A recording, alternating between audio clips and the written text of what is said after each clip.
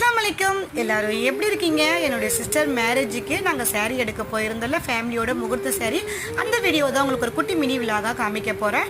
நாங்கள் ஃபஸ்ட்டு எல்லாருமே ஃபேமிலியோடு சேர்ந்து சென்னை சில்க்ஸ் தாங்க போயிருந்தோமே, பொண்ணையும் கூட்டிகிட்டு தான் போயிருந்தோமே. சென்னை சில்க்ஸ் தான் நிறைய கலெக்ஷன்ஸ் காமிச்சாங்க, ரொம்ப நல்லா இருந்தது. நிறைய கட்டியும் பார்த்தோம்.